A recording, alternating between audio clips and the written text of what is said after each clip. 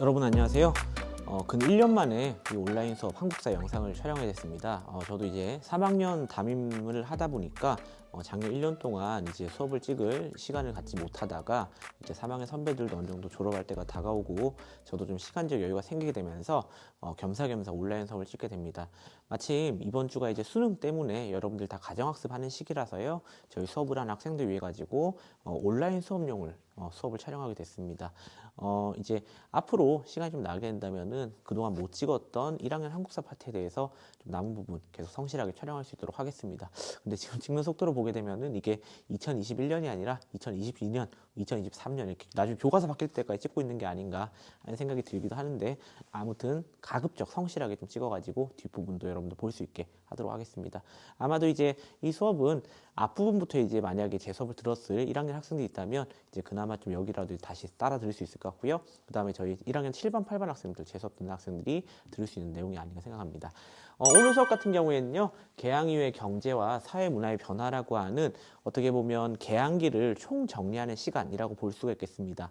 앞서서 우리가 배웠던 이 단어의 정치적 변동에 대한 이해를 바탕으로 해가지고 그런 같은 기간 동안의 경제와 사회, 문화 분야는 어떻게 변해 나갔는지를 이해하는 부분이 되겠습니다. 여기는 그렇기 때문에 개항 시기에 정치적 변동에 대해 가지고 이해가 좀 안 된 친구들 같은 경우에는 이게 이제 무슨 얘기를 하는 건지 못 따라올 수가 있겠습니다. 복습 잘 하신 다음에 이 수업을 꼭 수강하시기를 바라겠습니다.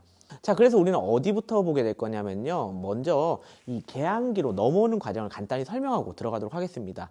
우리가 조선 후기 배웠을 때 그 당시 어떤 농업의 발달 토대해 가지고 수공업 발달, 그리고 더 나아가서 상업이 발달하더라 하는 얘기를 하고 마쳤었습니다. 그래서 수공업 같은 경우에는 당시 어떤 민영 수공업이라고 하는 민간이 주도하는 면제품이라든지 각종 상품들을 만드는 일들 뭐 잠깐 언급을 한 적이 있었고요. 그다음 상업 같은 경우에도 이런 수공업과 농업의 바탕을 토대로 해가지고 각종 상품들이 거래되는, 그래서 지역 같은 경우에는 보부상이라고 하는 사람들이 이동하면서 물건을 파는 모습들, 그리고 사람들이 많이 다니는 어떤 강이나 해안 같은 지역에서는 우리가 객주나 여각이라고 하는 숙박과 금융업 이런 것들을 종합적으로 하는 어떤 전근대적인 상업 모델을 관찰할 수가 있었습니다. 그런데 이렇게 나름대로 성장해 나가던 조선의 어떤 상업과 수공업 모델들이 이제 개항과 함께 다시 이제 위기를 맞게 되는 그런 걸 관찰하게 될 것입니다. 교과서 138에는 그 개항 직후의 모습이 나와 있는데요. 자, 우리는 1876년에 체결되었던 조일소 조규라고 하는 것과 거기에 따라서 체결되었던 조일소 조규 부록, 그리고 조일 무역 규칙 같은 것을 한번 복습할 필요가 있겠어요. 한번 잘 복습해 보시 바라고요. 이런 것들이 체결되면서 이른바 강화도 조약이 체결되면서 개항장일 때 일본 상인들이 거래하기 시작을 합니다. 이들 같은 경우에는 어떤 별다른 관세 없이 양곡을 수출해 갈 수 있었고, 그 다음에 개항장에서 일본의 화폐를 이용해 가지고 거래 활동을 할 수가 있었습니다. 그리고 이런 결과는 일본인을 통해 가지고 외국 제품들, 특히나 이 당시 명국산 면제품이 많이 유통됐다고 해요. 이런 것들이 국내로 들어오게 되면서 그나마 좀 성장하려고 하던 국내 어떤 수공업, 특히 면제품 같은 걸 만드던 수공업자들이 몰락하는 결과를 초래하게 됩니다. 그리고 이 당시에 이 그래프를 보시면 잘 아시겠지만 양곡의 유출 되게 심각합니다. 일본인들은 우리보다 값싼 가격에 외국의 면제품을 판매하게 되면서 우리나라의 어떤 상권을 유린하는 동시에 우리나라에서는 그들이 필요로 하는 쌀이나 콩 같은 것들을 대량으로 유출해 가게 되면서 가뜩이나 배고픈 조선 백성들의 그 굶주림을 더 심하게 만들었다라고 볼 수가 있겠어요. 우리가 근대 개항기를 배울 때 이 당시 일본이 메이지 유신이라고 하는 일본이 근대를 겪었다는 걸 간단히 언급했었는데 일본의 근대화가 아주 높은 수준까지는 아닙니다만 이 당시 일본이 이른바 이제 산업화를 겪게 되면서 여러분 통합사회 시간에 배우는 이촌향도라는 형상이 서서히 일어나게 돼요. 그러면서 도시화가 일어나게 되고 이 결과 어떤 농촌의 경제는 서서히 이제 쇠퇴하는 과정에 들어오게 됐습니다. 그래서 이 조선에서 그 부족한 작물들을 수입해 가고 있다라고 보게 될 것이고, 요거는 사실 우리가 일제강점기까지 계속 지속되는 현상이라고 이해하시면 되겠습니다. 그리고 이게 조선 백성들을 힘들게 만든다라고 생각하면 좋겠죠. 자, 아무튼 이런 식인데 물론 다 죽으란 법은 없습니다. 우리 교과서 138쪽 마지막 쪽에 보시면요. 어떤 얘기 있냐면요. 일본인들이 주로 조계라고 하는 지역에서 활동을 하다 보니까 이 조계라고 하는 것은 조약을 통해 맺어던 어떤 경계 같은 걸 이해하면 됩니다. 쉽게 말해 이 조약상 허용된 범위라고 이해하시면 되는데 일본인들이 이 당시만 하더라도 이 개항장 인근에서만 거래를 할 수 있다 보니까 실제로 내륙 지역까지 일본인들이 거래를 하기 위해서는 조선인 상인들의 도움을 받지 않을 수가 없었습니다. 그래서 조선에서는 기존의 객주 여각이라던가 보부상 같은 상인들이 일본인들과 내통하면서 내륙 지역까지 물건을 운반해준 대가로 경제적 이득을 누리기도 하였다라고 얘기하는 건데 이건 여러분들 공부 좀 한 학생들 잘 아시겠지만 얼마 가지 않아서 머지않아서 일본인들이 내륙까지 직접 진출하게 되는 순간 이들의 운명은 침체되게 될 것이라는 걸 여러분들 잘 알게 될 것입니다. 자, 그리고 교과서 139쪽을 넘겨 보시게 되면요. 이제 일본인들이 내륙까지 진출하게 되는 그런 얘기가 나와 있습니다. 이 내륙 진출 과정에서 가장 중요한 사건은 1882년에 이모군란 직후에 일본 그리고 청나라와 맺었던 조약들에서 우리가 좀 힌트를 얻을 필요가 있습니다. 우리가 이모군란 직후에 표정을 지금 약간 좀 어둡게 지금 지으시면 안 됩니다. 우리가 배웠던 내용이거든요. 이모군란 직후에 우리가 일본과는 그 보상 차원에서 제물포 조약이라는 조약을 체결했었고요. 그 다음 청나라하고도 이 보상 차원에서 조청 상민 수륙 무역 장정이라고 하는 조약을 체결하게 되었습니다. 교과서 한번 하단에 보시게 되면요. 조청 상민 수륙 무역 장정의 내용이 나와 있는데 그 사조에는 특히 조선의 양화진, 오늘날 마포, 홍대 이쪽입니다. 여기하고 한성, 그러니까 오늘날 이 서울의 중심 종로 일대입니다. 여기에 특별히 청나라에 한해 가지고 영업소를 설치할 수 있다. 그러니까 거래를 할 수 있다라고 하는 특혜를 줬습니다. 그리고 그 밖의 내용도 살펴보시게 되면은 각종 화물을 내지, 그러니까 내륙으로 운반하게 되는 경우는 허용하지 않는다라고 되어 있습니다만 단 조건이 있죠. 내지 채판이란 걸 하게 되는 경우 지방 간의 허가서를 받으면 할 수가 있다. 그러니까 내륙에서 거래를 할 때 지방 간의 허가를 받는 경우에는 할 수가 있다. 요거 여러분들 안 된다로 보이십니까? 할 수도 있다에 좀 더 방점이 실린 걸로 보이십니까? 그렇죠. 당시 조선과 청나라였던 국력이나 위치를 고려했을 때 이거는 할 수도 있다의 무게를 좀 더 주셔야 됩니다. 물론 어디까지나 이거는 청나라라고 하는 과거 조선의 어떤 이 군신 관계로 맺었던 국가에 대한 예우 차원이라고 할 수 있겠습니다만 이건 머지않아 가지고 서양 열강에서도 여러분 꼭 기억하셔야 되는 단어죠. 이른바 최혜국 대우라는 걸 이용해 가지고 너도 나도 달라고 할 것이기 때문에 머지않아서 각국이 이 권한을 이용해서 내륙으로 들어오게 될 것입니다. 그래서 이 내륙으로 경제 침탈하는 과정에서 그나마 버틸 수 있었던 이 내륙의 경제권, 내륙의 상권마저도 완전히 붕괴하게 될 것이다 라고 하는 걸 기억해 두시면 좋겠어요.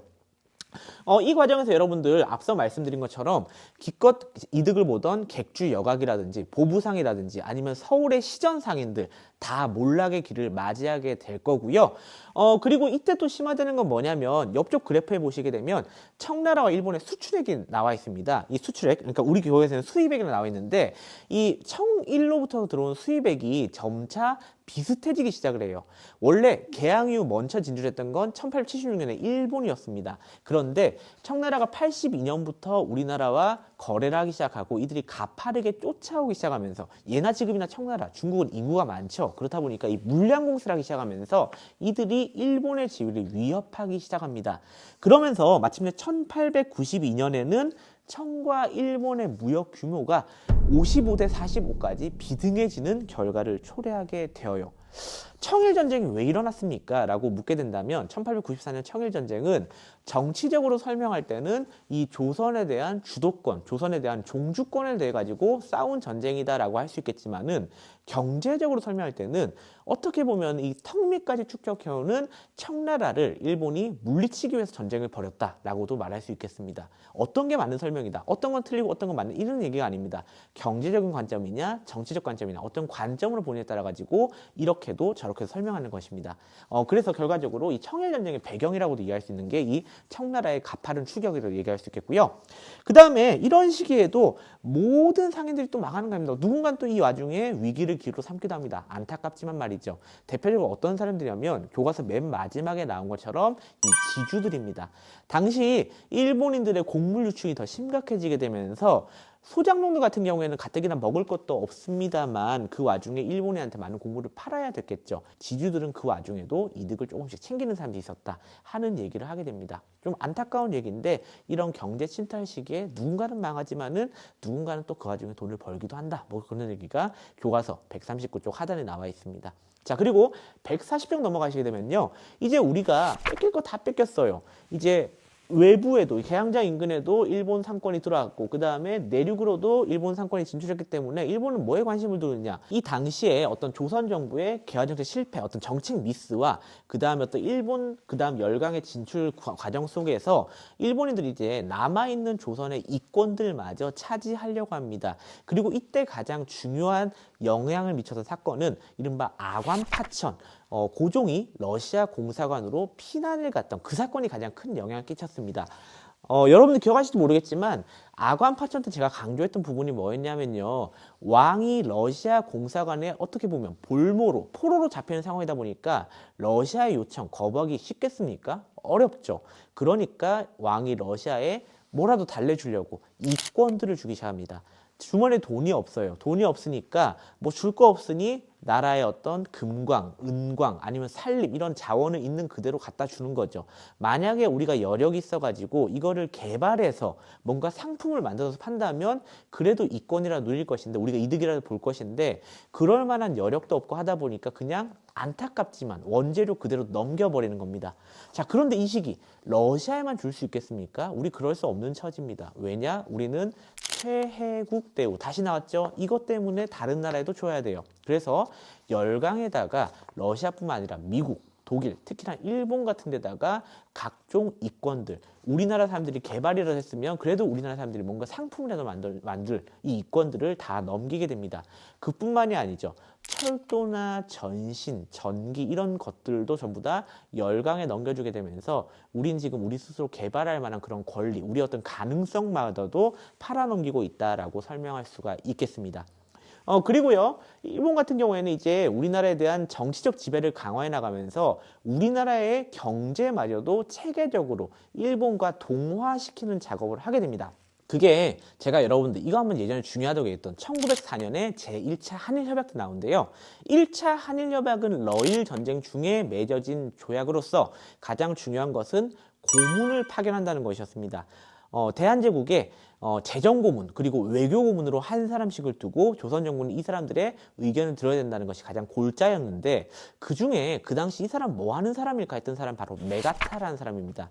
이 메가타 같은 경우에는 조선의 재정고문으로서 이 사람이 당시 조선의 어떤 화폐 온란, 조선의 어떤 인플레이션을 바로잡는다는 명목으로 화폐 정리 사업을 실시하게 됩니다. 이 화폐 정리 사업은 교과서 140쪽 아래쪽에 사료를 보시면 이거 알 수 있을 텐데요. 조선의 어떤 기존 화폐를 바꿔주는 건데요. 근데 그 여러분들 잘 보시면 한자 잘 모르셔도 갑, 을, 병 정도의 한자는 아시죠? 가장 좋은 최상의 그 품질이 갑이고 그 다음 을, 그 다음 병 순서입니다. 근데 조선의 기존 화폐를 그 상태 품질에 따라 가지고 어떤 건 온전한 가치를 쳐서 바꿔주고 어떤 건 그보다 덜한 가치, 어떤 건 아예 안 바꿔준다라고 하는 것이 그 내용의 핵심이 되겠습니다. 이 당시 조선은 우리 예전에 한번 얘기한 적 있었던 흥선대원 시대의 당백전 외에도 여러 번의 화폐 개혁을 실시합니다. 왜냐하면 조선이 개화 정치를 하다 보니까 안 그래도 그 이전 세도 정치 때문에 돈이 없는데 개화 정치까지 하다 보니까 돈이 너무 없고 국가의 인플레이션, 이른바 물가 상승이 너무 심해져 있어요. 이걸 해결하기 위해 가지고 화폐 개혁을 몇 번을 실시했었는데 우리가 배운 거에도 여러 번 실시했습니다. 근데 실시했는데 대부분이 실패했고 그 과정에서 오히려 외국 자본을 끌어쓰고 하는 문제가 생긴 거죠. 그리고 여기 교과서에 나오는 백동화라고 하는 것은 그런 화폐 개혁 중에 하나입니다. 이 당시 1892년에 만들었던 화폐인데 이거는 이제 그 당시 백동화에도 여러 가지 화폐를 만들었습니다만 우리가 가지고 있던 금이나 은이나 이런 게 부족했기 때문에 그마저도 실패할 수밖에 없었고 그 다음 백동화 같은 경우에도 찍어내기는 찍어내는데 그래서 유통은 많이 되는데 뭐 사실 조선 정부가 지금처럼 위조 방지 기술이나 이런 게 뛰어나지 않았다 보니까 여기저기서 민간인들 불법을 많이 찍어냅니다. 그러니까 되게 비슷한 하지만 품질이 떨어지는 그런 백동화가 널리 퍼져 있었다 해요. 이런 게 오히려 경제 상황을 더 악화시키게 되는 거죠. 그러다가 마침내 1904년 일본이 조선의 어떤 정치적, 외교적 지배를 강화해 나가는 과정에서 경제적으로도 조선을 잡아먹기 쉬운 상태로 바꾸는 게 이 화폐 정리 사업이 되겠습니다. 그래서 일본은 이 조선의 인플레이션 문제를 해결한다는 명목으로 일본의 제1은행, 그러니까 일본의 한국은행 같은 은행을 들여와가지고 얘네가 주관해가지고 조선 화폐를 신식 화폐로 바꾸게 되고 머지않아서 일본 화폐로 통합하는 과정을 거치게 될 겁니다. 이 과정에서 조선인들 중에서 어떤 사람이 손해를 많이 봤을까요? 그렇죠. 화폐 많이 가진 사람들 손해볼 수밖에 없습니다. 화폐를 기꺼이서 모으고 있었는데 이 사람들이 가진 돈들을 인정해주지 않아요. 그래서 조선에서 당시 조금 성장한다던, 특히나 우리 광무개혁 때 조선의 근대식 산업 많이 육성했지 않습니까? 이를 좀 성장할 뻔했던 자본가들 많이 몰락할 수밖에 없었습니다. 그 다음에 푼돈 조금 모으고 있었던 농민들 또 몰락할 수밖에 없었습니다. 이득은 누가 봤을까요? 일본인들 이득 많이 봤습니다. 그리고 자본이 아니라 현금이 아니라 부동산 많이 가지고 있었던 지주들 그래도 조금 선방한 편이었습니다. 결과적으로 그나마 좀 성장하려고 하던 조선의 경제, 자본 이런 것들을 완전히 폭망시켜버린 게 이 화폐 정리 사업. 그래서 정치적이거나 군사적인 지배도 되게 중요하지만 이 경제적인 침탈도 우리가 되게 민감하게 받아들여야 되는 이유가 바로 여기 있지 않을까 생각을 합니다. 이제 그나마 안 남은 조선에다가 일본은 이제 굳이 필요 없는데도 왜? 재정권 일본이 가지고 있으니까 강제로 차관 막 쓰게 해가지고 조선이 경제적 독립 못하게 이제 못을 박아버리게 되고요. 그 다음에 아무것도 안 남은 조선의 땅까지 다 떼가기 시작합니다. 여러분 기억하시겠지만 러일 전쟁 중에 일본이 필요한 경우 군사적 용도로 땅 가져갈 수 있었던 한일 의정서라든지 그 이후에 어떤 토지를 가져가기 시작하면서 이른바 이제 조선의 동양 척시회사 같은 동양의 땅을 이제 계산해가지고 일본인들이 이제 뭐랄까 경제적으로 활용할 수 있는 그런 회사들이 만들어지기 시작하는 것도 요 무렵이 되겠습니다. 그래서 얼마 남지 않은 땅마저 일본인들의 어떤 재산으로 넘어가기 시작한다. 조선이 완전히 일본 경제 식민지가 되어가는 과정. 교과서 138쪽부터 140까지 나와 있는 얘기가 되겠습니다. 자, 여기까지 얘기했다면 우리는 그 다음으로 뭘 볼 것이냐? 그럼 과연 우리 조선인들은 가만히 있느냐? 아니죠. 조선인들은 어떻게 대응해 나갔는지 한번 얘기해 보도록 하겠습니다. 네, 그래서 우리 141쪽에서는요, 어떤 조선인들의 경제적 저항에 대해서 얘기를 할 것입니다. 제일 먼저 얘기할 것은 조선의 어떤 상인들의 저항 얘기할 것이고요. 그 다음에 가장 많았을 농민들의 저항도 얘기하게 될 것입니다. 그리고 그 뒤로는 어떤 각계각층의 특히나 조선 후기에 있는 계몽운동가들의 어떤 저항운동 이런 것들도 한번 얘기해 보도록 하겠습니다. 제일 먼저 교과서 141쪽에는 각종 일제의 어떤 상권 침탈에 대해 가지고 대항한 얘기가 나와 있습니다.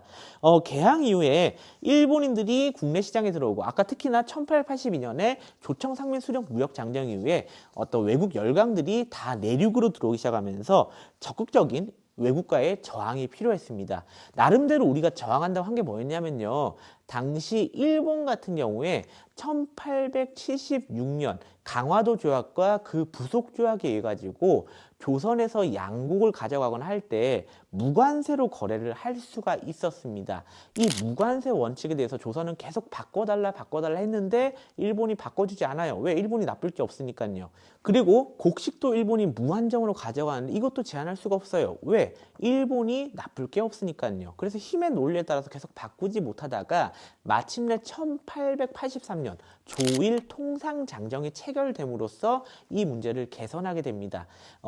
일본의 어떤 상품에다가 관세를 매길 수 있게 되었고 그 다음에 나아가지고 조선 정부에서 1개월 이전에 일본에 통보하는 경우 어떤 문제가 있어서 이거 지금 수출 못한다는 경우에 양곡 수출을 제한할 수 있는 방공령이라는 권리를 획득하게 되었습니다. 자, 근데 여러분 똑똑한 여러분들 여기서 하나 더 생각합시다. 그러면 이전까지 안 된다는 일본이 왜 갑자기 된다고 했을까요? 교과서에 나와 있지 않은 부분인데요. 여기서 되게 중요한 건 뭐냐?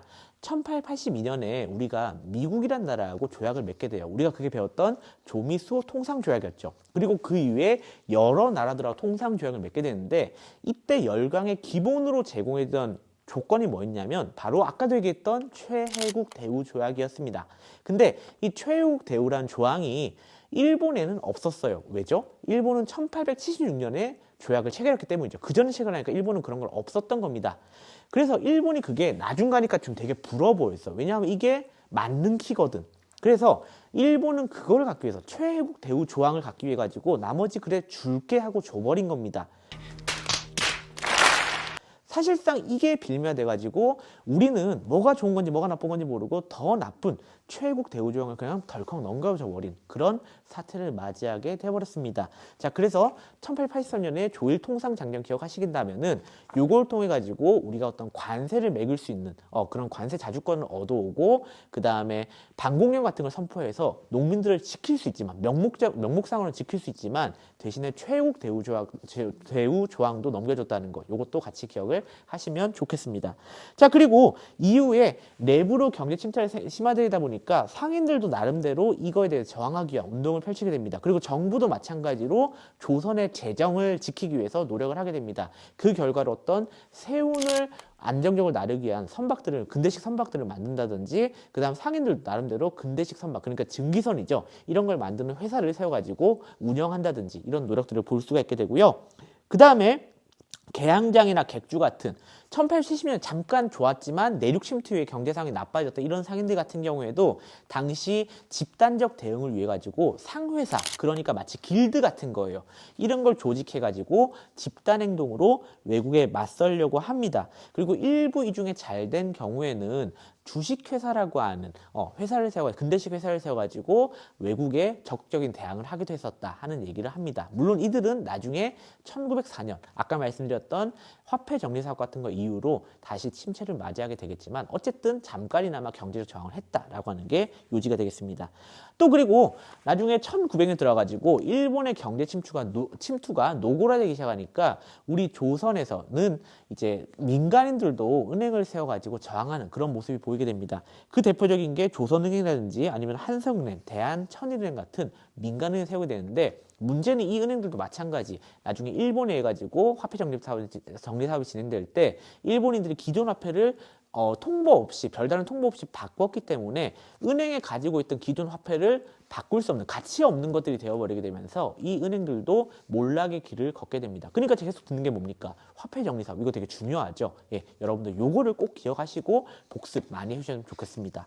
자, 그리고 뒤쪽에는 보시게 되면요, 이 농민들의 저항입니다. 농민들을 지키기 위한 저항, 그럼 농민들 그 자체의 저항, 요것도 기억을 하시면 좋겠어요. 농민들 같은 경우에는 매 순간, 매 시대 수탈의 대상, 고통의 대상이 될 수밖에 없었습니다. 세도정치 때는 양반들이, 그 다음에 개항 시기에는 개항한다는 명목으로, 그 다음에 외국이 침탈하니까 외국의 어떤 침탈에 놓이게 되면서 경제적으로 계속 수탈을 당해 왔었죠. 그리고 이들에 대한 침탈이 너무 심해지고, 어떻게 좀 나쁘게 말하자면 조선 정부에서는 이들이 뭐 보호받지 못해서가 아니라 이들이 보호받지 못하니까 세금을 거둘 수 없어가지고 농민 보호 정책을 쓸 수밖에 없었습니다. 그 대표적인 게 반공령이라고 하는 것인데, 이게 제가 아까 말씀드린 명목상, 그러니까 이름만 있는 조항이라고 얘기한 적이 있었습니다. 그게 왜 그러냐면 교과서 142쪽에 나와 있는 것처럼 대표적인 사례로 함경도에서 당시 관찰사, 그 지역의 그러니까 도지사죠. 도지사가 실제 어떤 그 기근 사태가 발생해가지고 반공령을 선포한 적이 있습니다. 반공령을 선포했는데 실제로는 그게 먹혀 들어간 것이 아니라 일본에서 그런 거 우리는 통보를 한 달 전에 받지 못했다. 니네가 얘기한 게 아니라 우리가 받은 게 한 달 전이 아니라고 라는 이유로 일본이 오히려 손해배상 청구를 해가지고 배상금을 물려준 적이 있었습니다. 이런 사례를 볼 때 이 반공령은 약소국의 어떤 반공령이라고 하는 것은 제대로 지켜지기 힘들었다라고 하는 이렇게 어떤 약소국의 서름을 또 느낄 수 있는 그 부분이 그 얘기가 되겠습니다. 하지만 뭐 어떻게 보면은 노력을 안 하진 않았다, 뭐 그런 정도의 얘기는 되겠네요. 씁쓸하지만요. 그리고 이 외부에 있는 객주나 뭐 여각 상인들뿐만 아니라 이제 내륙에 있는 그런 상인들 같은 경우에도 처음에는 그냥 이렇게 팔짱 껴 구경하고 있다가 내륙 침투가 본격화되기 시작하면서 90년대 들어가지고 뭔가 집단 행동으로 우리의 상권을 지키자는 운동을 벌이게 됩니다. 이걸 보통 우리가 상권 수호 운동이라고 부르게 돼요. 그리고 그 대표적인 운동이 뭐가 있냐면 1898년에 조직되었던 황국중앙총상회라고 하는 조직이 있습니다. 그래서 집단 행동을 통해 가지고 이름부터가 황국이니까 황제의 나라. 그럼 언제 유다라는 걸 추정할 수 있습니까? 그쵸? 우리가 스스로 제국을 선포했던 대한제국 수립 이후에 이 황국중앙총상회라는 걸 결성해가지고 경제적인 저항운동을 했다라고 하는 게 어떤 대표적 사례가 될 것이고요. 참고로 요거는 시험 문제 많이 나옵니다. 여러분 틀리게 하려고 황국중앙총상회하고 황국협회라고 하는 보부상 단체하고 많이 비교를 합니다. 황국협회는 이거 뭐였냐면요. 일종의 정부를 대변하는 약간 가짜 조직, 유사 조직이었어요. 시민단체로 위장을 하지만 사실은 정부의 뜻을 전달하는 애들이야. 그래서 얘네가 우리 언제 본 적이 있었냐면요. 옛날 독립협회를 강제 해산시킬 때 이 황국협회라는 애들 동원해가지고 마치 시민들이 얘네를 진압하는 것 같지만 실은 정부 지시를 받고 진압했던 그 자체가 황국협회였습니다. 얘네는 다른 황국중앙총상회가 조직돼가지고 경제적 이권 수호를 위해서 노력했다. 이런 것도 사례로 들 수가 있을 것 같아요. 그리고 우리 독립협회 같은 경우에도 이 시기에는 경제 수호, 상권 수호에 위해서 노력했던 거 다시 한번 언급할 필요가 있겠습니다. 독립협회는 물론 어디에 상권 침탈을 많이 우려했었냐면요. 러시아였어요. 러시아. 기억하실지 모르겠지만 이들의 독립은 일본으로부터 독립이 아니라 서구 열강, 특히나 러시아로부터의 독립이었고 그러다 보니까 러시아가 어떤 조선의 은행 설립을 하는 것을 막는다고 하든지 그 다음 부산에 있는 영도라고 하는 섬을 가져가려고 하는 막는지 이런 노력을 통해 가지고 외국의 이권 침탈을 막았습니다. 하지만 좀 아쉬운 점, 단점이라고 한다면 일본의 경제 침탈에 대해서는 조금 좀 막연하게 지켜만 봤다 하는 점을 아쉬운 점으로 들 수도 있을 것 같아요. 그리고 러일 전쟁이 발생하면서 이게 되게 중요한데요. 러일 전쟁이 발생하면서 일본의 경제 침탈은 아까 우리 헐벗은 땅 혹은 경제 체제 그 자체를 일본화 시키는다고 얘기를 했지 않습니까? 그래서 그런 과정에서 우리의 저항도 그런 일본의 침탈을 막는 방향으로 변해 나갈 겁니다. 일본이 당시 나중에 다시 나오겠습니다만 1904년, 1905년 무렵에 경의선, 그러니까 서울에서 의주, 신의주로 가는 철도하고요. 경부선, 서울에서 부산으로 가는 철도를 만들기 시작합니다. 왜 만들었겠습니까? 그쵸. 러일 전쟁 중이니까 안정적인 군인과 물자 수송을 위해서 만들었던 겁니다. 그리고 이 과정에서 많은 토지를 강제로 가져가기 시작을 해요. 그리고 그 토지 외에도 일본은 황무지 개간이라는 명목으로 너네 안 쓰는 땅 우리가 개간해줄게 하는 명목으로 조선의 토지를 침탈하기 시작합니다. 그래서 이 당시에 일본의 토지 침탈을 막기 위한 노력이 또한 강화되기 시작을 해요. 이 대표적인 게 당시 민간 차원에서 황무지 개간을 저지하기 위한 노력, 우리 보안회라고 기억하십니까? 1905년에 있었던 보안회라는 단체가 황무지 개간권을 막기 위해서 노력을 했었고요. 그 다음에 정부에서도 농강회사라는 걸 세워가지고, 그러니까 쉽게 말해 우리가 스스로 개간할게, 우리가 이제 뭐랄까, LH 같은 도시개발공을 세워가지고 우리가 스스로 개간해서 너네 신경 안 써도 돼 해서 방어하려고 했던 거죠. 예, 그런 노력들 해가지고 막으려고도 했었습니다. 그러니까 뭐 여기서 기억하실 거는 우리가 결과적으로는 식민지의 운명을 맞이하게 되겠지만 우리 조상들도 이거에 대해서 가만히 있지는 않았다. 뭔가 저항을 할 만큼 했다라는 걸 조금 기억해 주시면 좋을 것 같아요. 그리고 제일 마지막에 나오는 거, 이거 시험에 되게 잘 나오는 거죠. 이 조선인들이 어떤 국민적인 저항운동인 국채보상운동입니다. 이게 정말 1907년 되면은 우리 조선이 뼈밖에 안 남았어요. 생선을 치면 살 다 발라먹고 뼈밖에 안 남은 상태입니다.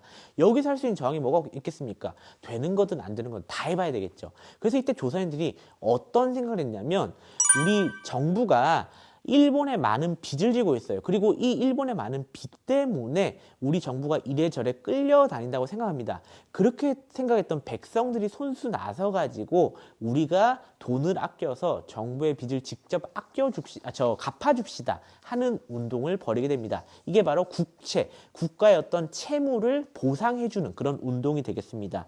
이게 1907년에 대구에서 이제 경북 지역에 있죠. 대구에서 서상돈이라는 사람을 중심으로 해가지고 운동을 벌이게 되고요. 이 운동 괜찮은 운동이다 해가지고 나중에는 대한매일신문을 비롯한 여러 민족 신문들이 동참해가지고 전국적으로 홍보가 되고 그 다음에 부녀자들, 그 다음에 하층민들 중심으로 많은 국민적 참여가 이어지게 됩니다. 그래서 당시 빚이 1,300만 원 정도였다고 하는데 이게 교과서 나와 있는 것처럼 대한제국 1년 예산쯤 됐다고 하죠. 이 빚을 국민들이 갚고자 노력을 했었고 여기에는 고종 황제도 되게 호의적으로 봤다고 해요. 아무튼 그런 국민적인 노력으로 빚을 갚으려고 했었는데 사실 좀 근본적으로 따지자면은 이렇게 해서 우리나라의 어떤 경제 문제 해결할 수가 없습니다. 왜냐하면 이미 일본이 우리나라의 재정권을 다 쥐고 있기 때문에 일본은 필요하면은 우리나라 예산을 막 찍어내가지고 다시 더 많은 빚을 만들어서 이제 한 방 매길 수가 있고요. 그 다음에 일본은 당시 어떤 탄압할 수 있는 통관분행을 다 쥐고 있기 때문에 이들을 해산할 수 있는 방법도 있었습니다. 그래서 실제로도 당시 어떤 운동의 어떤 주체 세력들이 이렇게 돈 모아가지고 비리를 저지른다. 왜 우리 좀 이런 거에 많이 실망하지 않습니까? 뭔가 정의인 줄 알았는데 사실은 정의가 아니었다. 이런 걸 실망 많이 하지 않습니까? 그래서 그렇게 소문을 내가지고 운동의 주도 세력들을 해체시키는 방법도 썼었고요. 그 다음에 당시 어떤 지원하는 언론들에 대해서도 많은 루머를 퍼뜨려가지고 활동을 제한하기도 했었습니다. 아무튼 이런 걸 통해 가지고 국채보상운동은 한때 전 국민적인 모금운동이 될 뻔했으나 시간이 지나면서 국민들의 열정이 식고하는 과정에서 끝나게 되었다라고 하는 얘기가 됩니다. 결과적으로 국채보상운동 같은 경우에도 실패한 운동이 되긴 했습니다만 이게 어쨌든 국민들의 정말 강력한 저항심을 보여주는 운동이고 이런 것들이 우리가 정말 일본의 식민 지배를 원해서 된 게 아니라 모두 저항했지만 어쩔 수 없이 됐다는 걸 보여주는 대표적 사례이기 때문에 이게 시험 문제 정말 많이 나옵니다. 그래서 국채보상운동과 대한매일신보 그 다음에 대한매일신보 같은 경우 전에 얘기했다시피 당시 양기탁이라고 하는 조선인 운영자와 영국인이었던 베델이라는 운영자 이 두 사람이 같이 합작했던 회사이다. 이런 것들 기억해 주신다면 여러분이 내년, 내후년에 수능 치실 때도 잘 치를 수 있지 않을까 생각이 됩니다. 아무튼 이런 것들 한번 잘 보시면 좋겠고요. 자, 여기까지 보신 다음에 우리는 이제 뭘 볼 거냐면 마지막에 조금 자잘한 것들, 근대 어떤 사회 변동과 각종 근대 문물의 수용에 대해서 한번 얘기해 보도록 하겠습니다. 자, 여기는 사실 저도 학생들이 좋아하는 부분이 아니었어요. 왜냐하면 저희 때는 너무 암기 시험이 문제가 많이 나왔기 때문에 좀 공부하다 보면은 이거 막 연도 외우면 정말 힘들었습니다. 근데 여러분들한테는 그렇기 때문에 가급적 이것의 어떤 연도, 어떤 학교가 언제 세워졌냐, 철도가 언제 이런 연도들보다는 가급적이면 이 맥락 위주로 좀 설명을 드리려고 합니다. 이런 것들이 어떤 의미가 있고 그 다음에 이런 것들이 들어오는 거에 어떤 한계점이 있고 뭐 이런 것들에 대해서 좀 설명을 드리도록 하겠습니다. 먼저 맨 처음 나오는 건요. 근대 교육이 시작된 것들인데 이 근대 교육이라고 하는 것은 어떤 서구식 계몽 사상이라든지 아니면 근대 의식 이런 것들이 들어온 토대가 될 것이고 또 우리나라에서 어떤 이런 운동을 추진하는 선각자들을 많이 양성하는 그런 효과를 일으키게 될 겁니다. 사실 우리나라에서 되게 재밌는 거는 최초의 근대식 학교가 국가가 세운 학교가 아니라 아니면 외국인들이 세운 학교가 아니라 지역 주민들이 자발적으로 세운 1883년에 원산학사라고 하는 곳이 있습니다. 여기는 당시 이 강원도의 저 위쪽에 원산이라는 곳이 있는데 여기에 지금 주민들이 자발적으로 이 필요성을 체감하고 학교를 세웠다는 점이 되게 재밌는 부분이고요. 그 다음 비슷한 시기에 정부에서도 동문학이라고 하는 외국어를 교육하게 돼요. 왜 지금 외국과 접촉이 많아지니까 그런 외국어 할 수 있는 관리가 많이 필요해서 이런 걸 교육하는 기관들이 만들어졌다. 이런 것들 특이한 부분입니다. 근데 사실 우리나라에서 역사 오래된 고등학교, 대학교 같은 경우에는 많은 숫자가 이 외국인 선교사들 관련이 있습니다. 이제 여러분 관심 있는 많은 대학교들 한번 검색해 보십시오. 일부는 뭐 우리나라가 이제 해방 이후 세운 경우도 있고 일부는 뭐 다른 루트로 세운 경우도 있지만 또 많은 학교들은 또 외국인 선교사 지은 게 많고요. 특히나 고등학교 같은 경우에 역사가 100년 이상 됐다 하면은 거의 대부분 숫자가 외국인 선교사에 의해서 세워진 게 많습니다. 우리 교과서에서는 배제학당, 이화학당 이런 학교들이 주로 언급되는데 지금도 이제 후신이 된 학교들이 있다는 거 여러분들 잘 아실 겁니다. 그리고 당시에 정부에서는 또 뭘 만드냐면 육영공원이라고 하는 걸 만들어요. 육영공원은 뭐냐면 공무원 양성을 위한 학교다. 왜? 지금 외국인들하고 어떤 외교 활동을 한다거나 아니면 이제 외국어를 할 수 있는 그런 관료를 키워야 되다 보니까 그런 과정에서 지금 정부도 지금 주도적으로 학교를 만들고 있다 하는 걸 좀 이렇게 인식을 하면 좋을 것 같아요. 자, 그러다가 교육 분야에서 어떤 근대화가 급진적으로 이루어진 게 언제냐? 바로 1894, 95년에 갑오 을미개혁 시기입니다. 특히 우리 기억하시나요? 2차 갑오개혁 때 조선에서는 당시 국왕이었던 고종 직접 나서가지고 교육 입국 조서라고 하는 걸 발표하게 됐는데 이게 쉽게 말해서 교육의 근대화를 선포하는 것이었습니다. 그래서 이때를 기준해 가지고 조선에도 소학교라든지 외국어를 배우는 외국어 학교 이런 것들, 전통적인 서당 이런 것들이 아니라 근대적 학교가 이제 막 들어서는 그런 계기가 되었고요. 이때부터 해가지고 근대식 교육이 조선에도 본격적으로 시작되었다라고 하는 걸 기억하시면 참 좋을 것 같아요. 그리고 이후에도 근대 교육은 꾸준하게 발전돼 가지고 뭐 이후에 나오는 많은 사건들을 거쳐가면서 근대 교육은 확대됐다. 이 정도로만 언급을 해도 좋을 것 같습니다. 그리고 을사조약을 전후해서 을사늑약을 전후해서는요. 이제 국가에서 뭔가 교육기관을 세우기는 어려운 처지예요. 왜냐하면 이 대한제국이 사실상 허수아비가 됐기 때문에 국가기관이 세우는 게 아니라 이제는 어떤 계몽운동을 하는 사람들이 많은 학교를 세우게 됩니다. 특히나 우리 기억하실지요? 이전에 배웠던 신민회라고 한 단체가 제가 설명드릴 때 하이브리드 단체다. 여기는 애국계몽도 하지만 장기적으로는 무장투쟁을 준비한 단체. 이래서 하이브리드 단체라고 설명했는데 이 단체가 투쟁을 위한 어떤 운동가들을 길러내기 위해서 육성했던 학교가 바로 오산학교, 대성학교 같은 곳이었습니다. 그래서 안창호가 세웠던 대성학교, 그 다음에 이승훈이 세웠던 오산학교 이런 것들이 대표적인 애국계몽운동 계열의 학교라고 설명할 수가 있을 거예요. 또 그리고 밑에는 보시게 되면은 어떤 여학교 세워진 것이라든지 아니면 근대학교였던 의의 같은 게 나와 있는데 제가 생각할 때 이 근대학교 의의라면은 외국에서 당연하게 이제 여겨지기 시작하던 어떤 천부인권이라든지 평등사상, 그 다음에 개인의 어떤 자유권과 이런 것들이 우리나라에 전파되기 시작하면서 근대적인 인식이 늘어나기 시작했고 그 다음에 어떤 역사교육, 지리교육, 그 다음에 외국어교육 이런 것들이 늘어나면서 우리도 어떤 세계가 어떻게 돌아가는지 이런 것들을 아는 계기가 되었다. 이런 게 중요한 의의가 될 것 같습니다.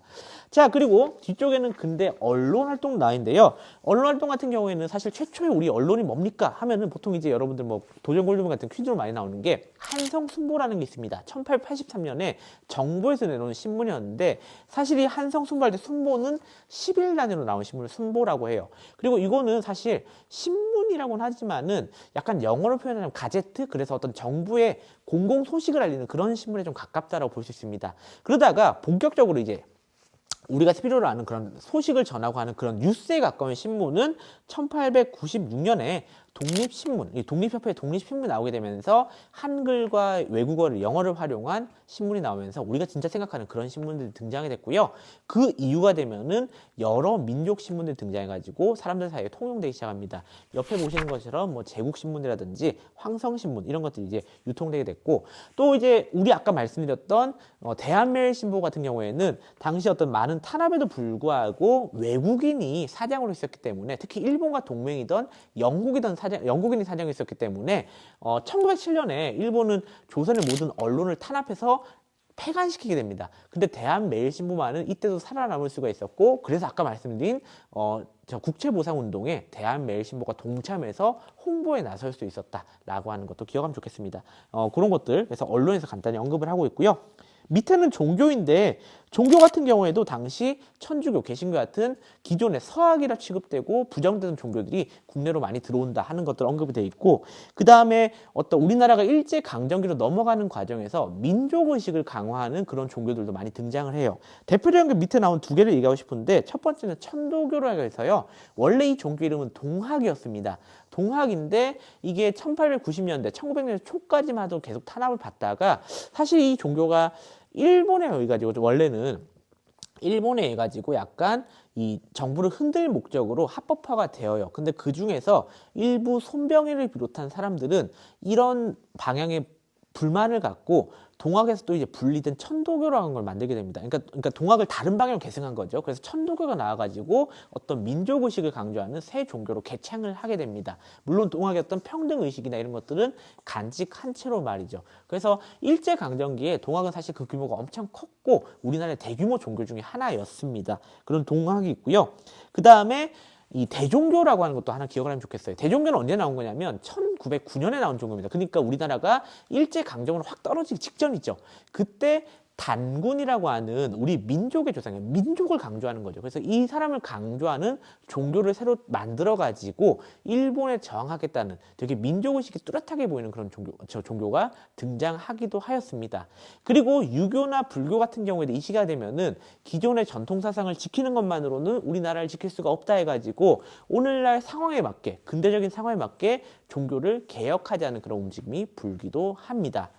자, 그리고 뒤에는 보시게 되면은 근대적인 의식과 그 다음에 근대적인 어떤 문화의 확산 이런 걸 보게 되는데 이런 건 여러분 아마 중학교 때 사회나 역사 시간에 들어보셨을 천부인권이나 뭐 주권제민, 그 다음에 어떤 평등, 자유 이런 프랑스 혁명 거치는 과정에서의 서양 사상들이 우리나라에 들어오기 시작하면서 사람들 머릿속에 근대 의식이 들어오게 됩니다. 물론 이거는 그들에 의해서 우리한테 전혀 없던 게 막 들어온 건 아니고요.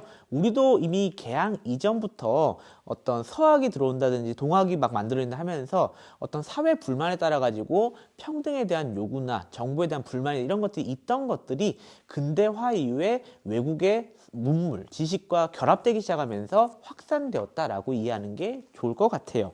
그리고 아래쪽에는 어떤 여성운동이나 그 다음에 민권의식, 그래서 어떤 신분제 타파 같은 그런 것에 대한 설명도 나와 있습니다. 제가 이전에 얘기했던 관민공동회 때 100 정도 나와서 연설했다. 뭐 그런 내용도 언급이 되어 있어요. 자, 그리고 교과서 140쪽 또 빠르게 넘어가고 있죠. 140쪽 같은 경우에는 우리나라에 대한 이제 나라가 일본에 넘어갈 직전에 나와 있다 보니까 우리나라가 어떤 나라이고 우리 민족이 어떤 민족인지 이거에 대해서 연구하고 일본에 대립하려는 그런 연구들이 활발해지기 시작합니다. 이 국학 연구에 좀 제가 그래서 표시를 한다면 민족주의라는 얘기 혹은 민족주의의 확산이라고 하는 얘기를 옆에 표시하면 참 좋을 것 같습니다.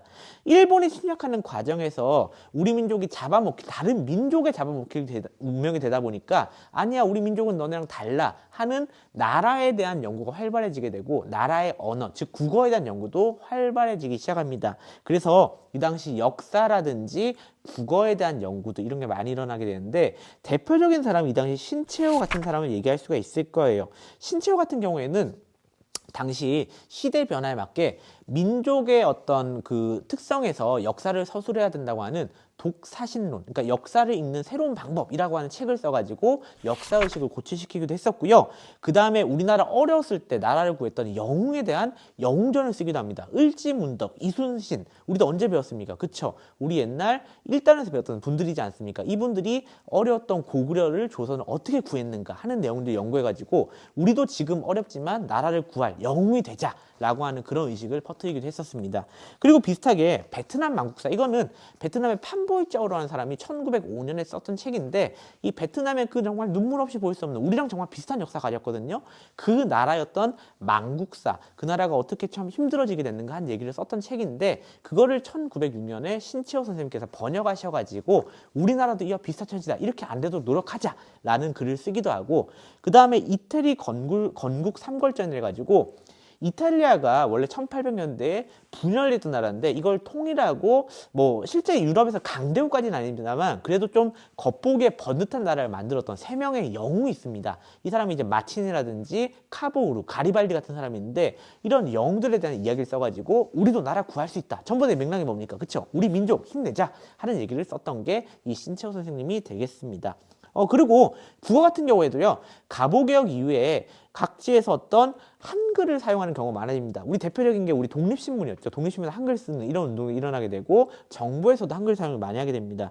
그리고 이 한글에 대한 국어에 대한 연구도 활발해져 가지고 아마 여러분들 국어에 좀 관심 많은 분들이랑 많이 들어보셨을 주시경 선생님이 이 당시에 국문연구소라는 곳에서 국어 연구를 주도하기도 했었습니다. 이런 것들이 뒤에 이어져 가지고 일제강점기에도 우리가 우리말에 대해서 꾸준히 연구하고 또 우리 역사에 대해서 꾸준히 연구할 수 있는 토대가 갖춰지게 된다라고 이해를 하시면 좋을 것 같네요. 맨 아래쪽에는요, 생활 모습의 변화가 나와 있는데 생활 모습 같은 경우에는 어떤 근대식 복장이나 근대식 건물의 들어옴 이런 것들을 설명하고 있습니다. 한번 읽어보시면 될 것 같고 대표적인 우리 지금도 알 수 있는 명동성당, 그 다음 정동관을 볼 수 있는 정동성당, 정동교회 이런 것들도 이 당시 들여왔다고 해요. 그 다음에 스포츠 같은 경우는 여러분 좋아하시는 야구 이런 것 같은 경우에 이때 막 들어왔다고 하는데 당시 이제 미국 선교사였던 질레트 뭐 이런 사람들이 뭐 선박 위에서 야구를 했다 이런 뭐 얘기도 있고요. 그 다음에 미국인들 사이에 야구 경기가 조선에 열려가지고 조선에 야구가 막 전파되기도 했다. 이런 스포츠들. 그 다음 테니스 같은 것들은 고종 황제도 직접 보기도 했다. 뭐 이런 얘기들이 있습니다. 아무튼 이런 운동들도 우리나라에 본격적으로 유입되기 시작을 합니다. 옆 페이지는 보시게 되면요, 이제 근대적인 어떤 시설들이 확산되는 거, 그 중에서도 철도에 대해서 특히 많이 다루고 있습니다. 이 철도라고 하는 건요, 뭐 근대적인 철도, 전신, 전기 이런 것들은 조금 우리가 좀 경계하면서 볼 필요가 있습니다. 왜냐하면 이것들은 우리한테 어떤 생활의 편리함을 가져다 주는 어떤 근대적인 의식과 근대적인 어떤 윤택함을 가져다 두는 그런 요소들이기도 하지만은 또 한편으로는 이것들이 식민 지배의 도구가 되기도 합니다. 철도가 가장 단적인데 우리 철도 같은 경우에는 우리 최초의 철도가 경인선이라고 하는 1895년에 세워진 이제 철도였습니다. 근데 그 경인선 일종의 시험적으로 만들어진 철도를 제외하고 그 밖의 철도들 같은 경우에는 일제 강점기로 넘어가는 과정에서 일본이 우리를 지배하기 위한 용도가 좀 짙어졌다고 생각하시면 좋습니다. 대표적으로 경의선, 부선 같은 경우에는 앞서도 말씀드렸다시피 1904년과 5년에 걸쳐가지고 일본이 러일 전쟁을 수행하는 과정에서 한일 의정서에 따라가지고 군용 목적으로 토지를 가져가서 여기에다가 철도를 부설한 것이고 이것이 군대와 물자를 수송하기 위한 용도로 사용되었다라고 하는 점도 잊으면 안 되겠고요.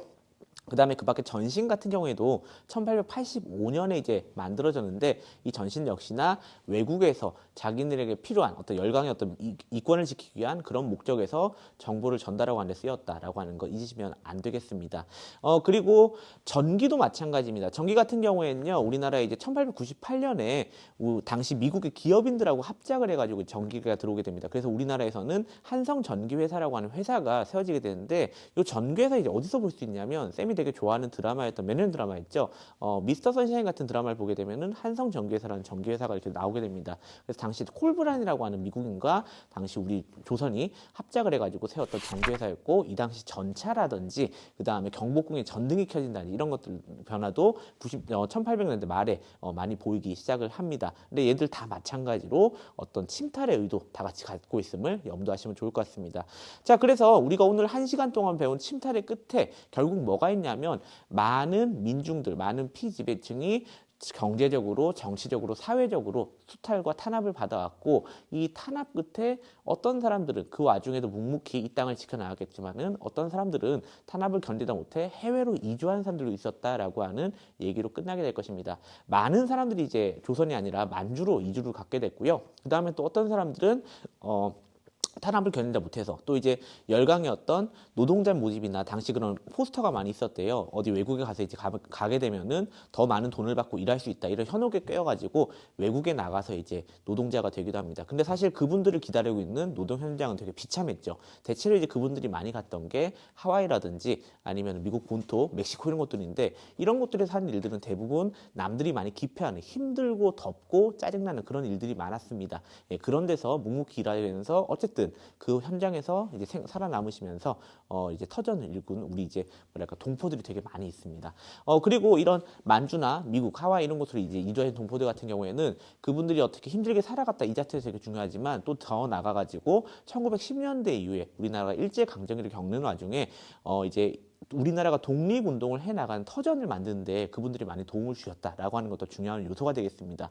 우리가 나라 망한 이후에 갑자기 외국으로 운동가들이 떠나가서 독립운동 터전을 만드는 게 아니라 그분들이 떠나갔을 때 누군가 이미 기반을 갖고 있었고 그분들이 이미 그 전에 이주한 분들이었고 이런 분들이 도움을 줘서 십시일반 도움을 줘가지고 우리가 독립운동의 여건을 만들 수 있었다. 이런 것도 기억을 하시면 좋겠습니다. 자, 그래서 우리 일단 2단원을 마무리하는 내용 한번 잘 정리해봤고요. 여러분들께서는 그 뒷장에 대단원 마무리도 한번 살펴보시면서 꼭 정치, 경제, 사회, 문화에 대한 이해를 종합적, 입체적으로 하는 시간으로 삼으셨으면 좋겠습니다. 일단 여기서 2단원에 대한 설명을 끊도록 하겠습니다. 감사합니다.